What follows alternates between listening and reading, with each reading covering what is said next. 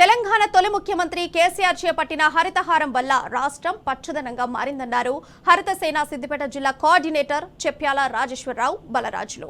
హరితహారం 10 వసంతాల వేడుకల్లో భాగంగా ఎర్రవల్లి గ్రామ ప్రభుత్వ పాఠశాలలో స్కూల్ పిల్లలు ఉపాధ్యాయులతో కలిసి మొక్కలు నాటారు. కేసీఆర్ అడుగుజాడల్లో నడుస్తూ మాజీ రాజ్యసభ సభ్యులు సంతోష్ కుమార్ పిలుపు మేరకు కోట్లాది మొక్కలు నాటి తన వంతు కృషి చేస్తున్నామన్నారు. ఈ అవకాశం కల్పించిన ఎంపీ సంతోష్ కుమార్ కి ధన్యవాదాలు తెలిపారు.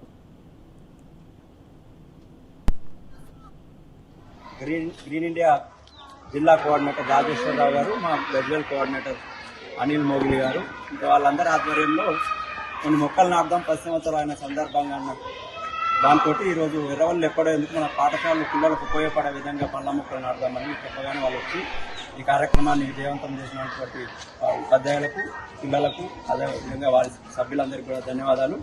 నిజంగా కూడా చాలా మందికి మొక్కల విలువ తెలియదు. హాస్పిటల్లో పడి ఆ వెంటిలేటర్లో కూర్చొని ఆ సిలిండర్ పెట్టుకుంటే రోజు 18,000 20,000 అవుతుంటే ఒక చెట్టు ఇచ్చే గాలి 20,000 రూపాయలు రోజు మన జీవితానికి. కాబట్టి నిజంగా ఇది ఒక మంచి కారణం. ప్రజలంతా ఏం ఆలోచిస్తారంటే ఇవాళ మనం చేస్తే రేపు ఏమొస్తుంది, మనకి ఇండైరెక్ట్గా వస్తుంది, డైరెక్ట్గా వచ్చేది కాదు. చెట్టు పెట్టడం వల్ల మన పర్యావరణం బాగుంటుంది, మన ఆరోగ్యం బాగుంటుంది, మన పిల్లలు బాగుంటారు, మన వాతావరణం బాగుంటుంది, మన పరిసరాలు నిజంగా కూడా గ్రీనరీ. మన ఒక వ్యాసంలో చదివిన గ్రీనరీ ఉండదంటే మన మైండ్ సెట్ కూడా కొంచెం సంతోషంగా ఉంటుంది.